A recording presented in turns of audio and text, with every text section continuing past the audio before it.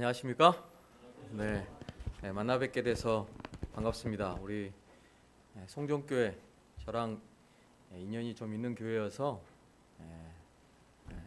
우리 목사님께 제가 부탁해서 이곳에 오고 싶다고 했는데 친구라서 이렇게 어쩔 수 없이 저를 오게 해준 것 같습니다. 우리 김신민 목사님하고는 제가 중학교 동창입니다. 네, 중학교 동창이고요. 제가 한삼 중학교 나왔는데 같이 중학교 나오다가 고등학교는 제가 싫어서 그런지 몰라도 다른 데 가더라고요. 그래서 그런데 또 대학에서 같이 만났고 또 함께 한 지역에서 목회를 할 수 있어서 너무나 좋습니다. 제가 참 좋아하고 또 중학교 때부터 친구여서 그런지 몰라도 마음이 참 편한 그런 친구입니다. 둘만 친구면 참 좋았는데 아들도 같은 학년입니다. 그래서 단우랑 지금 같이 학년이어서 같이 호남 삼육 이렇게 잘 다니고 있습니다. 그래서 대를 이어서 같이 친구가 돼가지고 조금 걱정되기도 합니다. 네. 어릴 적 개구쟁이의 모습들을 그대로 또 아이들이 닮아가고 있어서 그런지 몰라도 특별히 송정교회는 저희 매형이 목회하셨던 그런 교회이기도 합니다. 98년, 99년 그때 나인수 목사님이 이곳에서 목회를 하셨고요. 그때 계셨던 교인들은 안 보이시는 것 같기도 합니다. 그렇죠? 네, 요 위쪽에 그 옛날에 그 뭐죠? 판자로 해가지고 그 조립식으로 지은 그곳이요. 네, 그곳 있을 때 제가 왔었었는데요. 그때랑은 전혀 다르게 이렇게 아름답고 좋은 성전에서 함께 신앙하고 예배드리는 여러분들을 보니 그때 생각도 나고 또 좋은 환경 속에서 예배드리는 그런 여러분들의 모습 참 감사하고 또 행복한 모습이어서 좋은 영향을 받는 것 같습니다. 오늘 저는 재림교회 신앙의 심장 우리 성소에 대한 그러한 부분들을 여러분들과 함께 좀 나눠야 되는데요. 먼저 참 죄송스러운 말씀은 여러분들이 받으신 그러한 교재들이 우리가 며칠 내로 혹은 뭐 한 일주일 한다고 해도 이것이 우리가 쉽게 이해할 수 있는 그러한 부분들은 아닌 것 같습니다.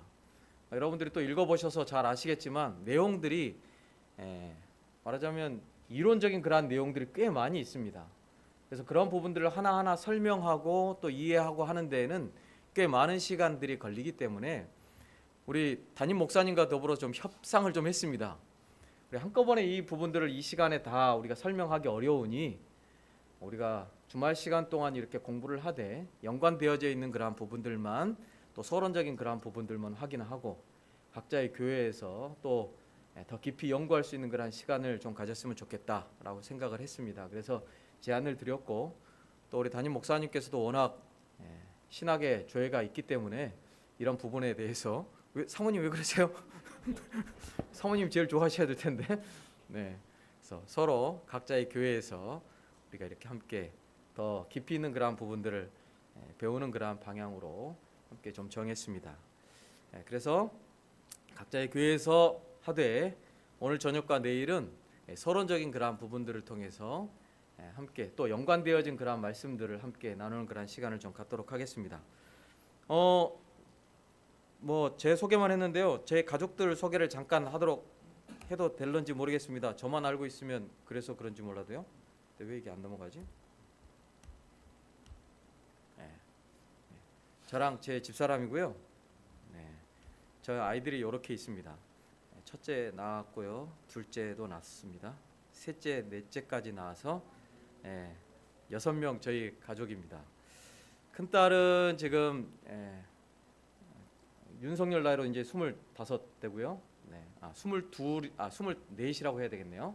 24, 22, 19, 17 이렇게 해서 4명의 자녀들과 함께 더불어서 이렇게 잘 살고 있습니다. 이제 가끔 이렇게 가족들끼리 모여서 사진도 찍고 하는데요.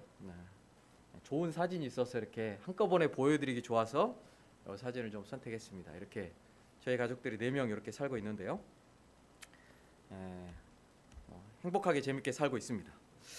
자, 먼저 좀 시작해 볼까요? 오늘 성소에 대한 그런 부분들을 살펴볼 텐데요. 우리 먼저 시편 77편 13절에 있는 말씀 우리 같이 한번 읽어볼까요? 하나님이여, 시작. 하나님이여, 주의 도는 성소에 있사오니 하나님과 같이 큰 신이 누구오니까. 여러분 받으신 그러한 우리 이번 교재에 살펴보면 재림교회 신앙의 심장이라고 이렇게 성소를 표현했습니다. 특별히 제7안식 예수 재림교회가 가지고 있는 그러한 독특한 기별 중에 그 중심이 된다라고 하는 그러한 기별이 있다면 바로 성소입니다. 그래서 이 성소에 대한 부분들을 깊이 잘 알게 된다면 우리가 신앙하는 그러한 신앙의 배경, 그리고 왜 신앙해야 되는지, 그리고 궁극적으로 우리가 받아야 할 구원에 대한 부분들을 깊이 이해할 수 있게 됩니다. 그래서 성소에 보면 성소와 하나님의 율법의 불변성에 관한 빛을 받은 사람들은 그들이 이해하게 된 진리의 책의 아름다움과 조화를 보고 경탄하고 기뻐하였다 그랬습니다.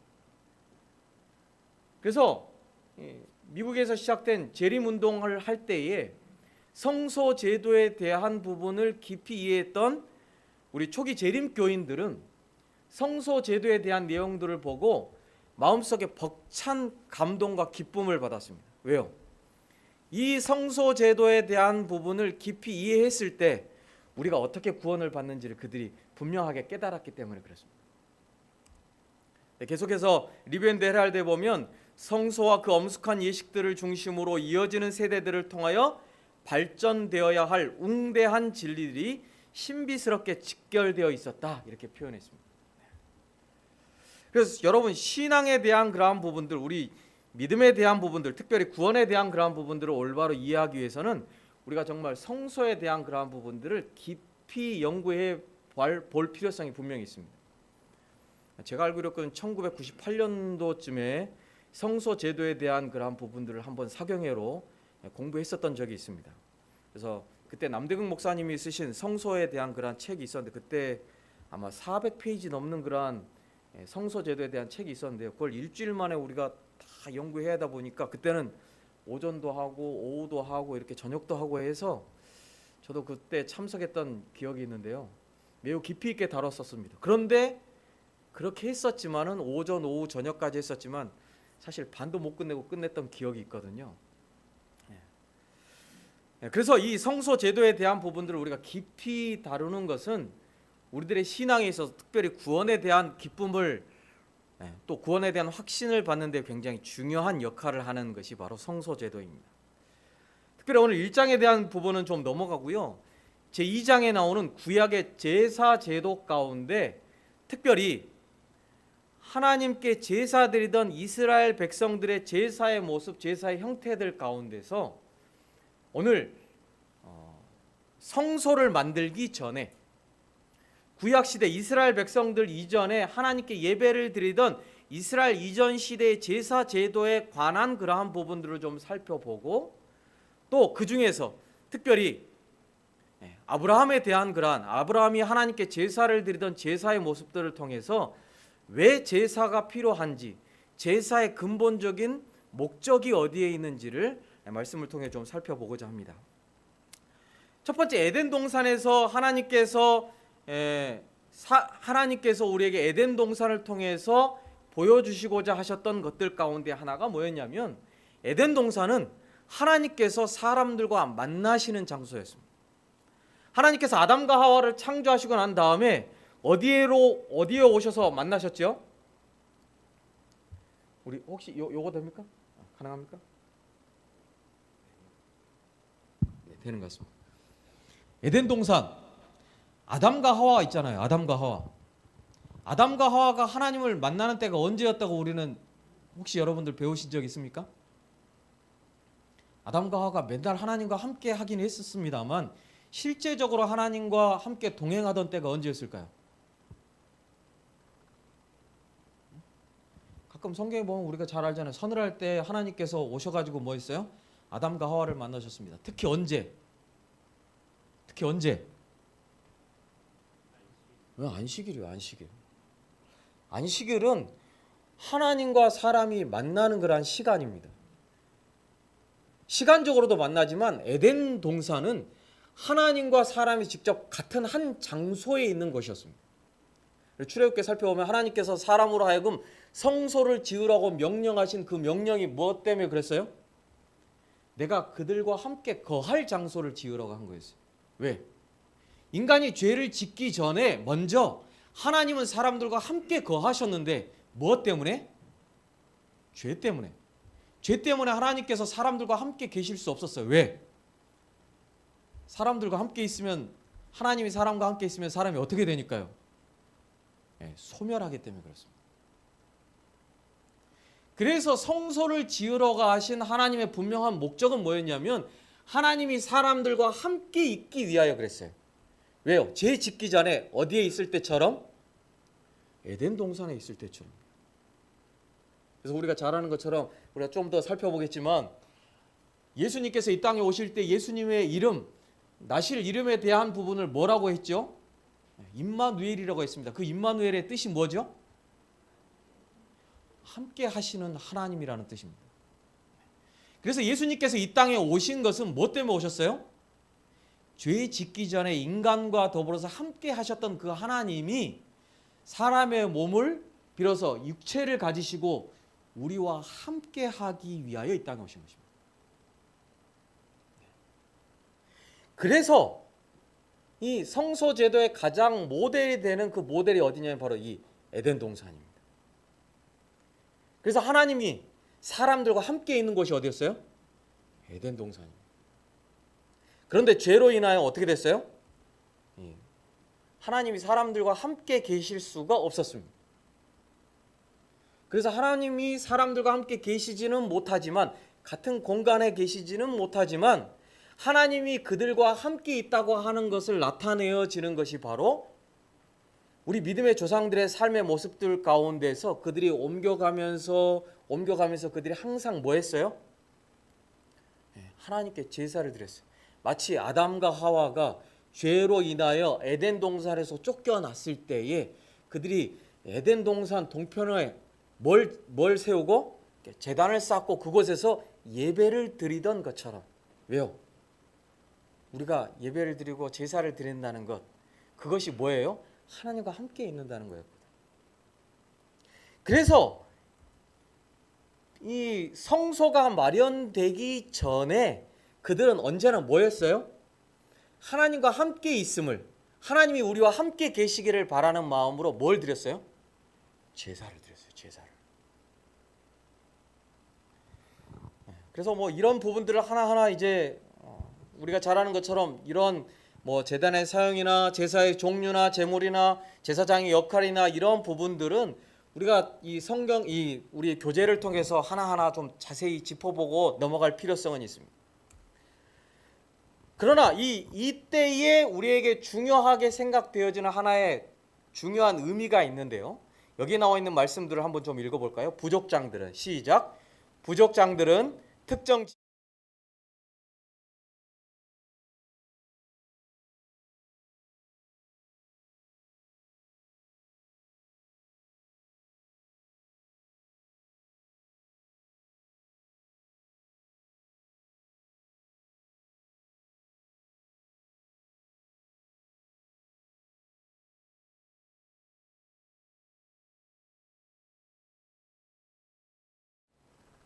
말하자면 이 제사 제도는 하나님이 죄를 지은 사람들과 더불어서 뭐 하는 거예요?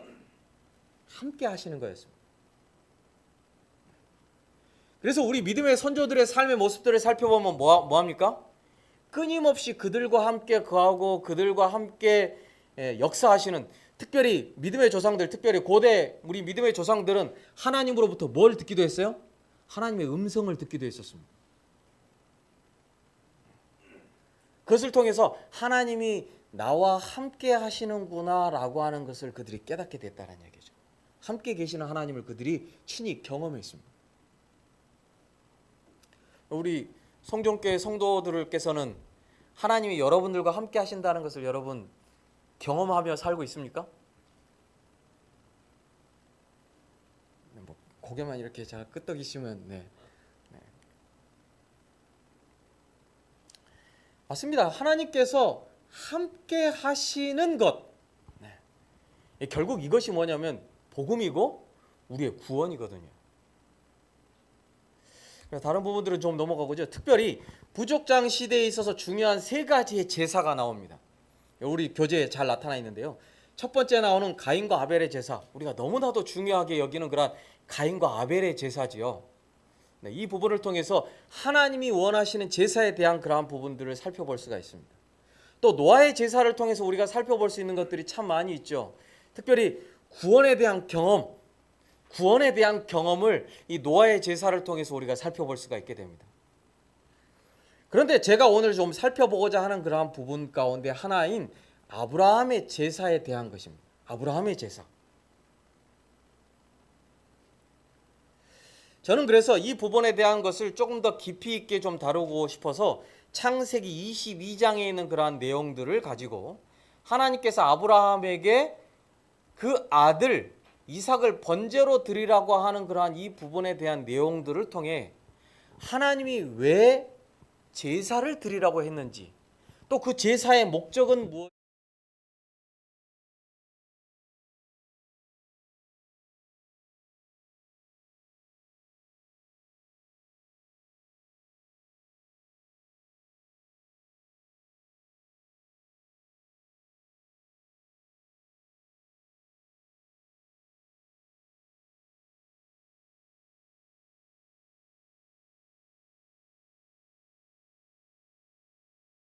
그랬습니다.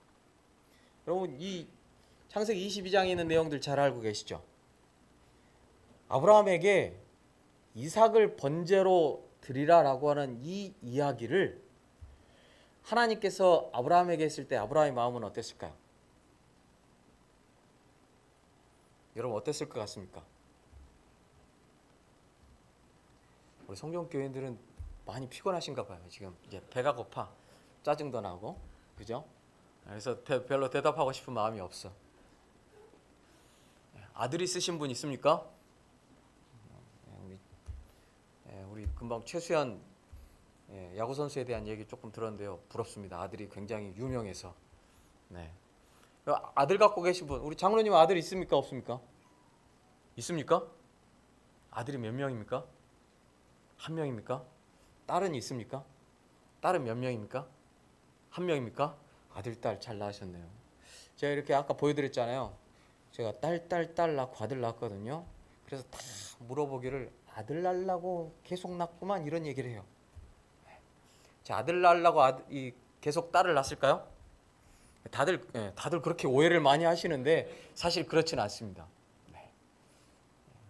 저는 결혼할 때 넷을 낳자고 제가 제안을 했고 집사람은 하나만 낳겠다라고 얘기를 했는데 하나 낳고 낳을 때 애기 잘 키우자고 하고 뭐 맛있는 것도 많이 사주고 그다음에 애기 잘 키우고 그러니까 애기가 너무 외로워 보여.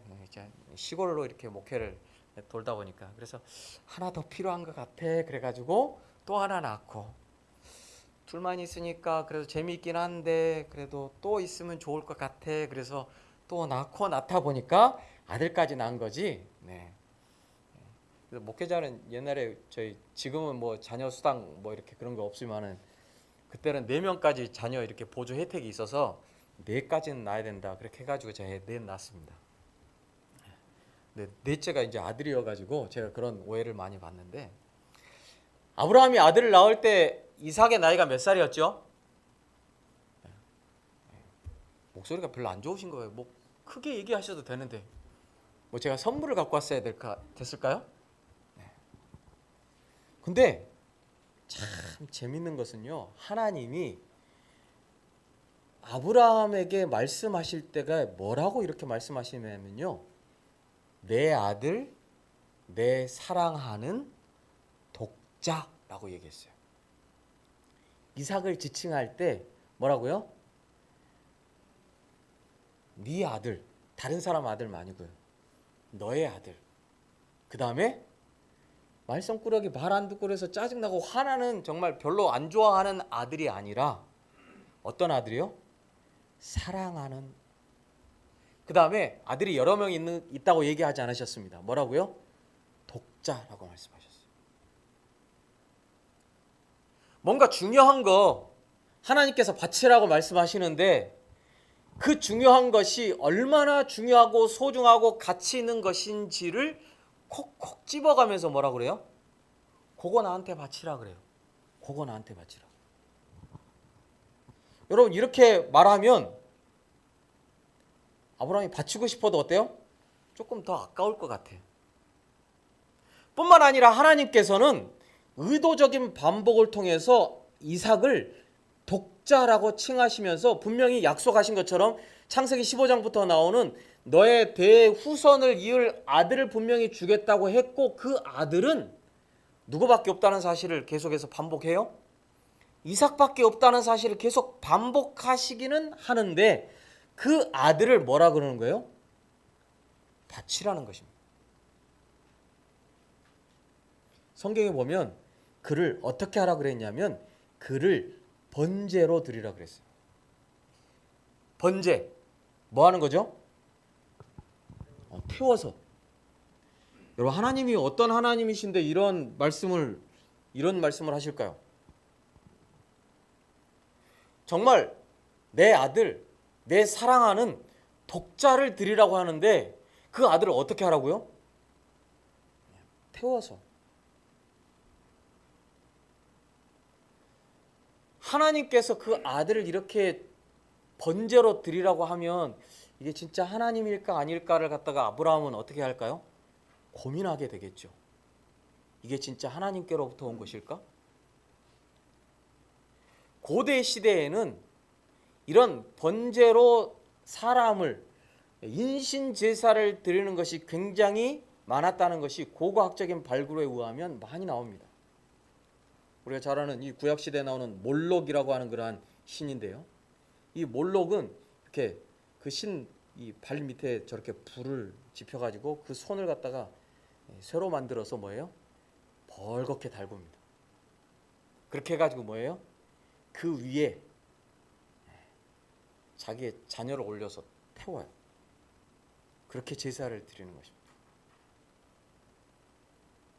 그래서 그 부모가 그 밑에서 그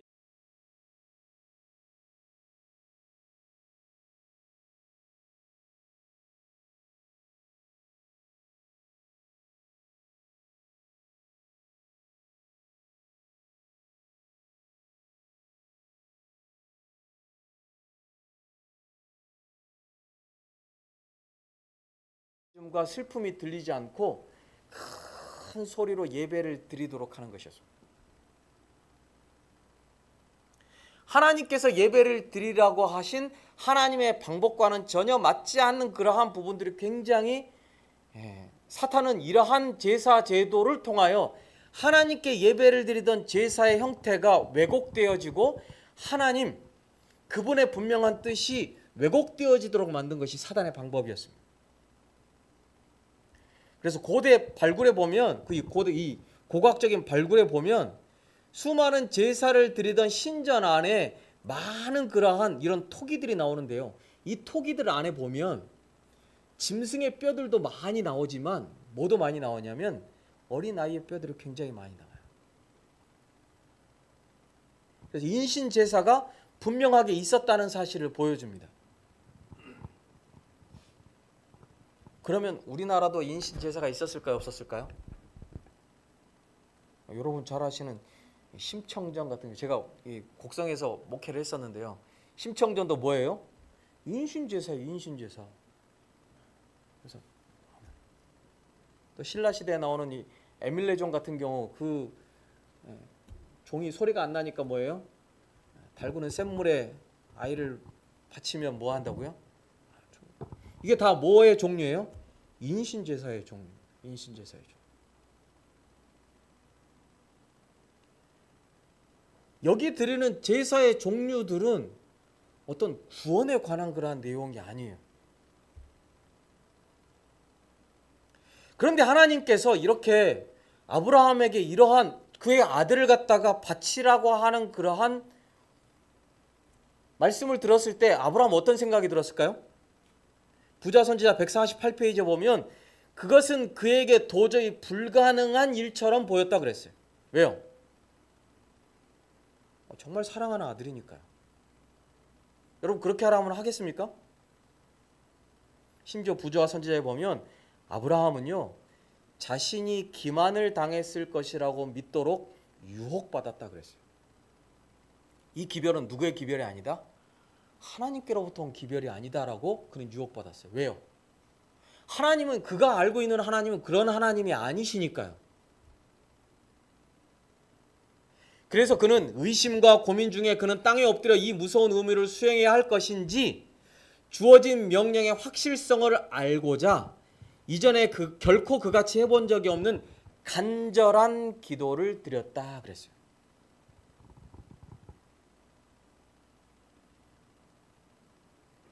그래서 아브라함이 뭔 일을 했는지 아십니까? 부자 선지자 읽어보면 참 재밌는 구절이 나오는데요. 그는 하나님께로부터 온 명령을 듣고 이게 진짜 하나님께로부터 온 것인지를 알고 싶어서 그 전에 소돔과 고모라 성에 가서 소돔을 멸망시킬 때 하나님의 사자를 만났던 그 장소에 여러 번 가봤다 그랬어요. 뭐 하려고? 또 하나님이 진짜 오셔서 나에게 진짜 좀 말씀해 주셨으면, 하나님을 만났으면. 그 장소가 뭔 장소였어요? 소돔과 고모라에 대한 멸망의 장소였으나 무슨 기별도 있어요? 그곳에 하나님을 신실히 믿는 의인이 있다면 뭐 할 거라고 하는, 구원을 얻을 수 있을 거라고 하는 구원의 기별이 전해진 장소가 거기였기 때문에 그렇습니다. 그래서 그는 그곳에 여러 번 희망을 품고 그곳에 가봤다 그랬어요. 근데 그곳에서 만났어요? 못 만났어요? 못 만났어요. 하나님은 그를 만나주지 않으셨습니다. 하나님의 명령에 의하여 아브라함은 뭐 하죠? 자기 아들을 데리고 나귀에다가 짐 싣고 그 다음에 종 둘 데리고 뭐 하죠? 하나님께서 말씀하신 장소로 모리아산으로 갑니다.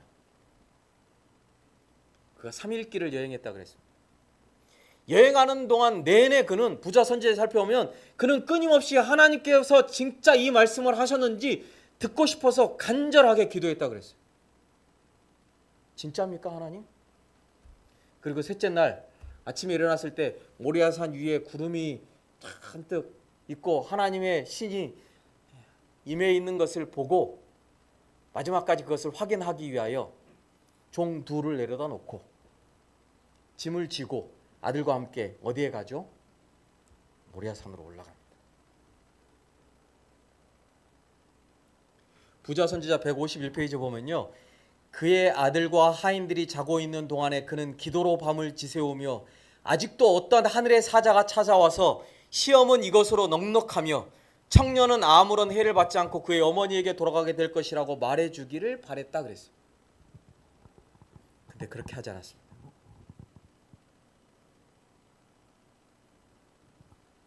셋째 날 아침,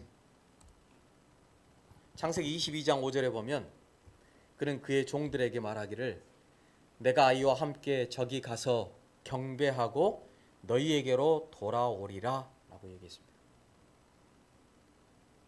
우리가 잘 알고 있는 것처럼 이 구절을 살펴보면 이 구절은 각각 대명사 우리를 포함하고 있다 그랬어요. 그래서 뭐예요? 우리가 가서 우리가 경배하고 너희에게로 우리가 돌아오리라 그랬습니다. 가서 제사를 드려야 되는데 제사를 드릴 때에 누구를 제사로 드리라고 했는데? 이삭을 제사로 드리라고 했는데 아브라함은 돌아올 때 누구랑 돌아온다고요? 나 혼자 돌아온다고 얘기하지 아니하고 뭐예요? 우리가 돌아오겠다고 얘기를 합니다. 그래서 이것을 보고 히브리서에 보면 아브라함의 믿음이 여기에 나오는데요. 히브리서 11장 18절 19절 같이 한번 읽어볼까요? 이미 저에게 이미 말씀하시기를. 시작. 저에게 이미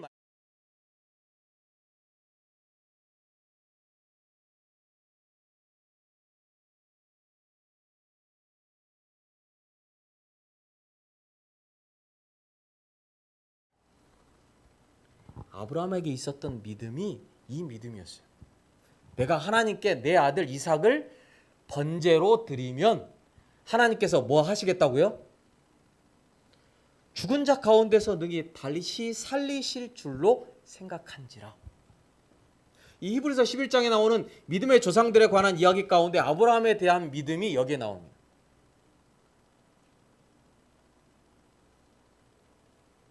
능히 죽은 자 가운데서 다시 살리실 줄로 아는 믿음. 그래서 그는 그의 아들 이삭을 데리고 올라갈 때 종들에게 뭐라고 말해요? 우리가 가서 경배하고 그 다음에 어떻게 하겠다고요? 내가 하나님께 드리기는 드리겠지만 드려도 하나님께서 다시 살리실 것이니 내가 뭐 하겠다고요? 우리가 같이 돌아올 거야 라고 종들에게 말하고 올라갑니다. 근데 올라가는데 큰 마음의 부담을 안고 아들과 함께 올라가는데 부조와 선지자 보면 이 부분에 대해 이렇게 말했어요. 마침내 그는 내 아버지여 불과 나무는 있거니와 번제할 어린 양은 어디 있나이까? 라고 이삭이 물어봅니다.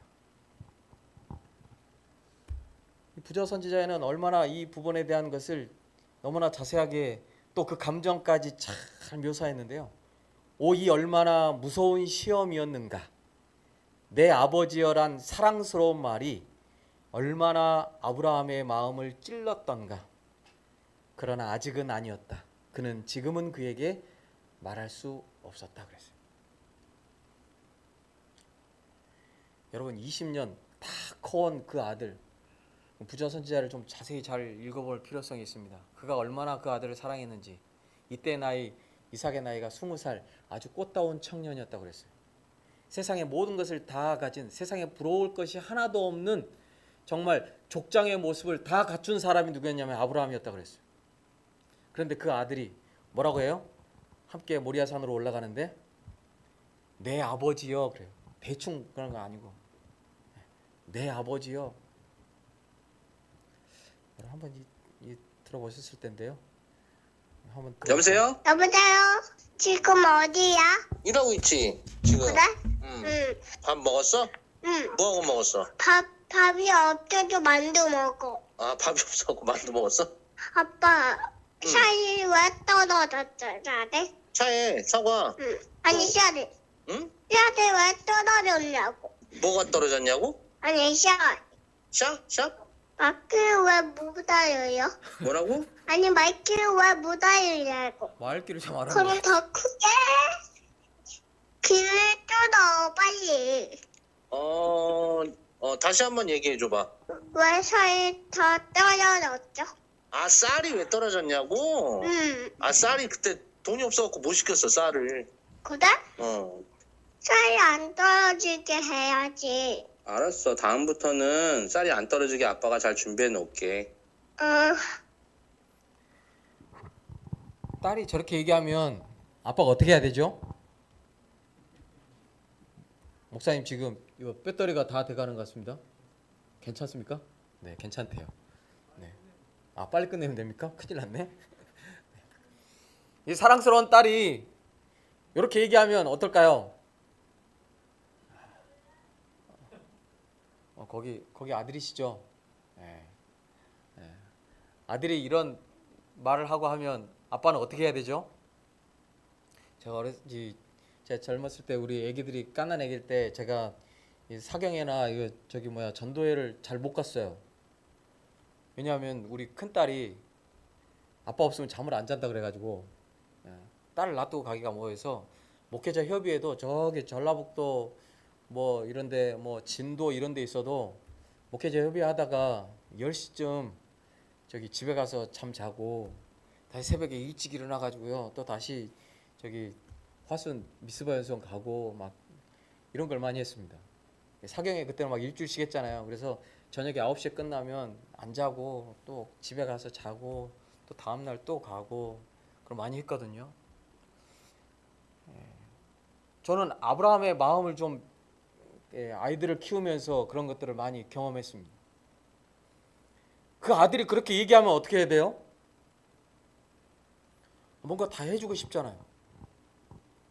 그런데 아버지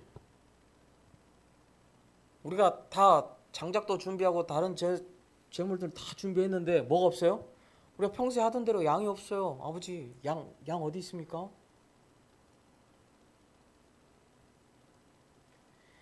여러분 하나님께서 왜 아브라함에게 제사를 드리라고 했을까요?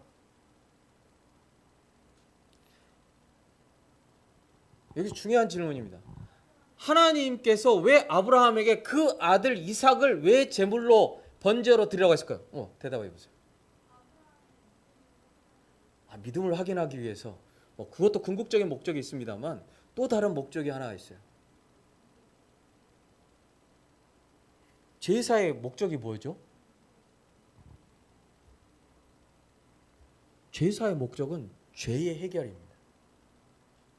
죄의 해결이에요. 아브라함의 구원이 무엇을 통해 나타나야 돼요? 제사를 통해서 나타나야 하는 것입니다.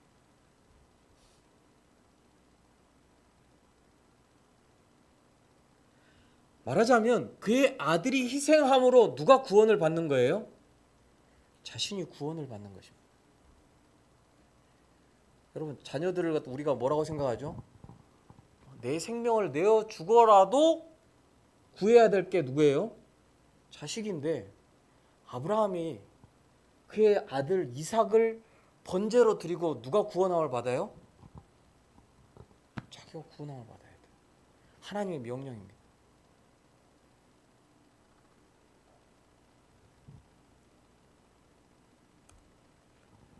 야고보서 2장 21절로 23절에 보면 우리 조상 아브라함이 그 아들 이삭을 제단에 드릴 때 행함으로 의롭다 하심을 받은 것이 아니냐. 내가 보거니와 믿음이 그의 행함과 함께 일하고 행함으로 믿음이 온전케 되었느니라.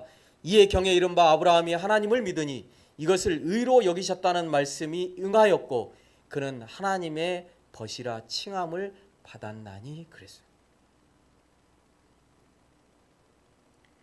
그의 구원, 그가 구원함을 얻는 것은 그의 아들을 제물로 드리는 것이었습니다. 제사의 목적은요, 구원함이었습니다. 내가 내 스스로를 구원할 수 없기 때문에 또 다른 생명이 뭐 해야 돼요? 희생이 되어야 합니다. 그래서 부자 선지자 154페이지에 보면요, 같이 한번 읽어볼까요? 하나님께서는 시작. 하나님께서 아브라함에게 그의 믿음을 그의 아들을 죽이라고 명령하신 것은 그의 믿음을 시험하는 동시에 복음의 실제를 그의 마음에 새겨주기 위함이었다.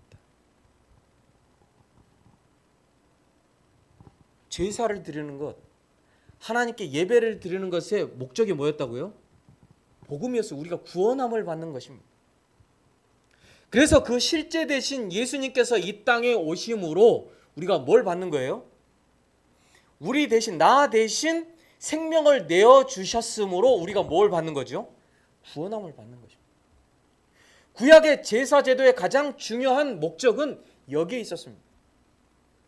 희생되어진 양들은 무엇을 위하여?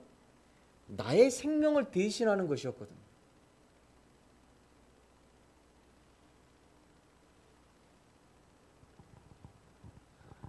아들을 우리에게 주셔야 했던 하나님 아버지는 아브라함이 제사를 드리는 그 모습을 통하여 하나님의 마음도 깨닫게 하시며 복음의 실제, 얼마나 죄가 무서운지 그 죄를 해결하기 위한 그 가치가 얼마나 큰 것인지를 깨닫게 하기 위하여 이것을 우리에게 허락하신 것이었습니다. 여러분, 죄가 얼마나 무서운 것인지를 깨닫는 것 너무나도 중요한 일입니다. 그래서 우리가 끊임없이 어디를 바라봐야 돼요? 십자가를 바라봐야 하는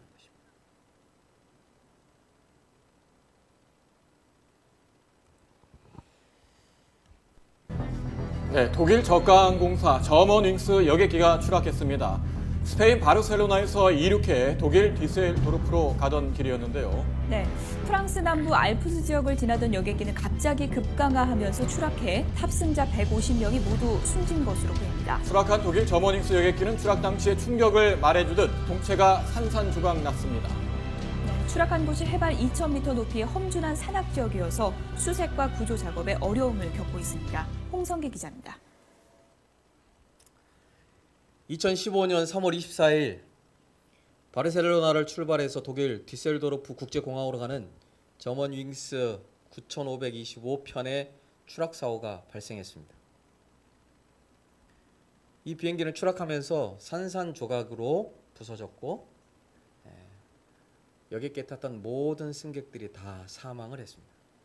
그 잔해가 얼마나 처절했는지를 이렇게 보여주지요. 그런데 이 여객기가 이렇게 추락하게 된 이유가 있었는데요. 이 여객기의 기장이었던 안드레아스는 사고 이전에 우울증을 앓고 있었습니다. 그래서 그가 비행기를 운행하면서 여러 번 모의 충돌 비행도 한번 해보고요. 그렇게 하고 난 다음에 이 여객기에 올랐습니다. 함께 탔던 약 150여 명의 승객들과 더불어 자신의 우울증의 결과로 그는 고의적으로 비행기를 추락시켜서 함께 사망하게 됐습니다. 사고 후에 블랙박스를 수거했고 그의 병원 기록 조사 여러 부분들을 통해서 이 디셀도르프 이 사람은 안드레아스는 함께 죽기로 결심했다고 하는 그러한 사실을 밝혀냈습니다. 한 사람 때문에 거기에 탔던 승객과 승무원 전원이 사망했던 사건이 2015년에 있었습니다. 지금도 회자되고 있는 여객기 사고의 가장 참혹한 사건으로 여겨지는 사건이 바로 이 사건입니다. 한 사람의 죄로 인하여 수많은 사람이 희생했으나 한 사람의 희생으로 수많은 사람이 구원함을 얻는 것. 부자선지자 154페이지 우리 같이 한번 읽어볼까요? 아무 다른 시험도 시작. 아무 다른 시험도 그의 아들을 제물로 드리는 것과 같은 영원의 고통을 아브라함에게 일으킬 수는 없었을 것이다. 하나님은 아브라함아 네 아들 이삭을 번제로 드리라 라고 하는 이 말을 통하여 예수님께서 이 땅에 오셔서 예수님이 희생하심으로 모든 인류가 구원함을 얻게 될 수 있다라는 것을 보여주셨습니다. 그래서 구약시대에 우리에게 번제, 제사의 분명한 목적은 하나님께서 나를 구원하신다고 하는 것을 분명히 보여주는, 하나님께서 우리와 함께 하신다는 것을 늘 말해주는 표가 바로 구약의 제사제도였습니다.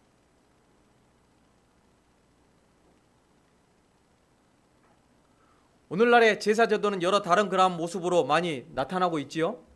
우리가 함께 드리는 예배와 우리의 삶 속에서 경험되어지는 그런 많은 부분들,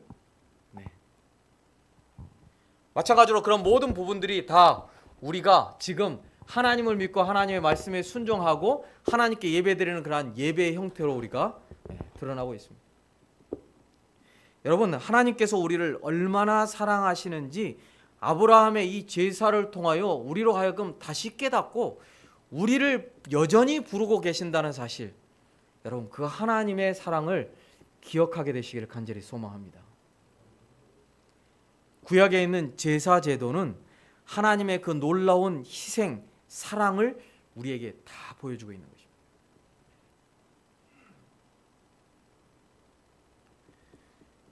예수님께서 오실 때가 얼마 남지 않았다고 늘 우리가 얘기하면서 살아가고 있으나 정말 십자가를 통해서 우리를 구원하신 하나님의 그 놀라운 사랑이 오늘 나의 삶 속에 얼마나 표현되어지고 얼마나 그 사랑 속에 우리가 살고 있는지, 여러분 이 안식일을 통해서 다시 한번 나를 사랑하셔서 십자가에 달리신 예수 그리스도의 그 놀라운 사랑을 다시 한번 마음 가운데 되새기시고 하나님을 사랑하는 참된 믿음과 신앙을 하는 우리 성종교회 모든 성도들이 되시기를 간절히 소망합니다. 빨리 마치라고 했는데요, 제가 오늘 저녁에 특청을 하나 준비했는데 하라면 하고 안 하라면 안 하겠습니다. 배터리 오래 간답니다.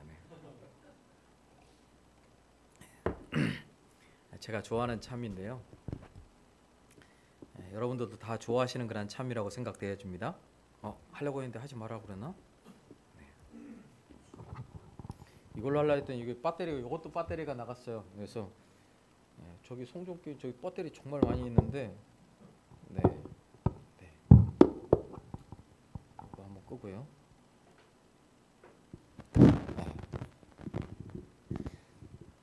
제가 좋아하는 참입니다. 여러분들도 함께 참여하셔도 좋겠습니다.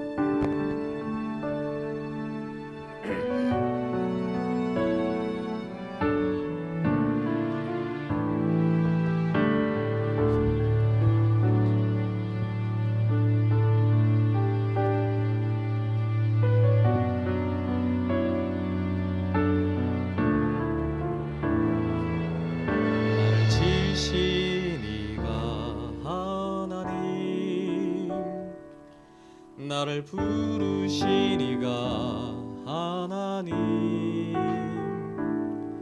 나를 보내신 이도 하나님, 나의 나 된 것은 다 하나님 은혜라. 나의 달려갈 길 다가도록 나의 마지막 꿈을 다하도록 나로 그 십자가 품게 하시니 나의 나 된 것은 다 하나님 은혜라. 한량없는 은혜, 갚을 길 없는 은혜, 내 삶을 애워사는 하나님의 은혜. 나 주저함 없이 이 땅을 밟음도 나를 붙드시는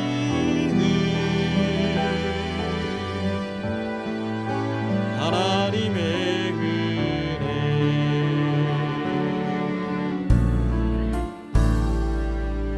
나를 지으신 이가 하나님, 나를 부르신 이가 하나님, 나를 보내신 이도 하나님, 나의 나 된 것은 다 하나님 은혜라. 나의 달려갈 길 다가도록 나의 마지막 호흡 다하도록 나로 그 십자가 품게 하시니 나의 나 된 것은 다 하나님 은혜라. 한량없는 은혜, 갚을 길 없는 은혜, 내 삶을 애워사는 하나님의 은혜. 나 주저함 없이 이 땅을 밟음도 나를 붙드시는 하나님의 은혜.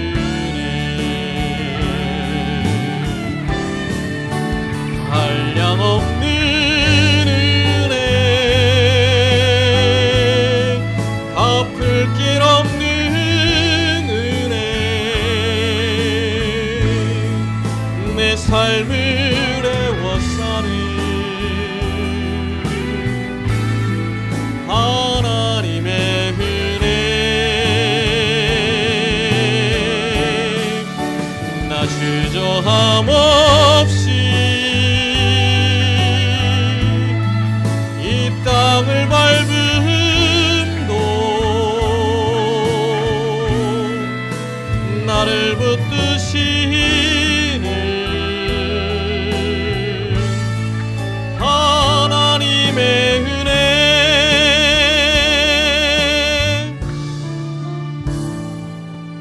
나를 지으신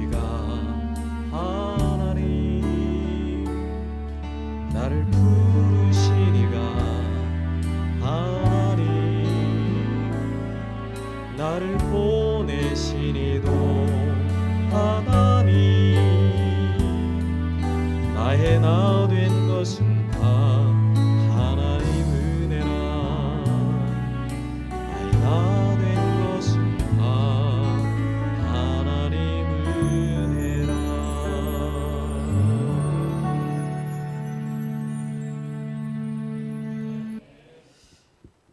하나님께서는 아브라함을 통해 우리를 정말로 사랑하신다는 것을 보여주셨습니다.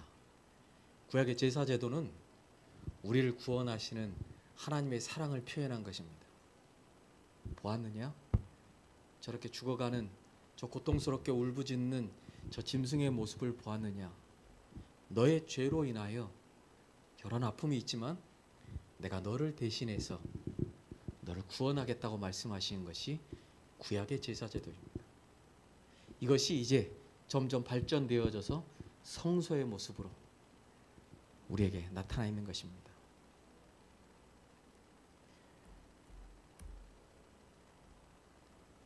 창세기 22장 14절에 보면 이 부분을 통해서 우리에게 이렇게 말씀하십니다. 아브라함이 그 땅 이름을 여호와 이레라 하였으므로 오늘날까지 사람들이 이르기를 여호와의 산에서 준비되리라 하더라. 이삭을 대신하여 번제로 드려진 어린 양은 우리 대신 희생당하시기로 되어 있던 하나님의 아들을 대표하였다. 인간이 하나님의 율법을 범하여 죽을 운명에 처했을 때 하늘 아버지께서는 당신의 아들을 쳐다보며 죄인에게 살라 내가 대속물을 찾았노라고 말씀하신다. 구약의 이 제사 제도는 내가 대신 죽겠다라고 우리에게 말씀하시는 하나님의 복음이었습니다. 그리고 십자가를 통해 이것이 이루어졌습니다. 오늘 그 이루신 하나님의 놀라운 사랑으로 우리를 부르신 하나님, 그리고 여전히 우리를 위하여 준비하고 계시는 그 하나님, 사랑하는 우리 송정교회 성도들이시여, 머지않아 곧 오실 우리 주님, 늘 우리를 사랑하시는 그 주님이 준비하신 그 나라에 우리 함께 들어가야 되지 않겠습니까? 이 안식일 제사를 드릴 때마다 하나님께서 우리 믿음의 조상들과 함께 하셨던 것처럼 오늘 우리가 드리는 이 예배 때에도 하나님께서 함께 하신다는 사실을 기억하시고 다시 우리와 살기 위해 이 땅에 오실 그 예수님의 재림을 준비하는 저와 여러분이 다 되시기를 간절히 바라면서 오늘 말씀 마치겠습니다. 기도하고 마치겠습니다. 하나님, 우리 아버지, 우리를 사랑하셔서 십자가를 통해 우리를 구원해 주신 놀라운 은혜를 인해 감사합니다. 그 하나님의 사랑을 기억하며 사는 우리 성정교회 모든 성도들 될 수 있도록 축복해 주시옵소서. 머지않아 우리와 영원히 살기 위하여 이 땅에 오시는 그날을 매일매일 준비하며 살아가는 우리 모든 성도들 될 수 있도록 축복하여 주시옵소서. 돌아가는 발걸음 인도하시고 내일 다시 밝은 모습으로 주님 앞에 나올 때 함께 하나님을 사랑하는 마음으로 모일 수 있는 우리 모두가 되도록 축복해 주시옵기를 예수님의 이름으로 간절히 기도드리옵나이다. 아멘.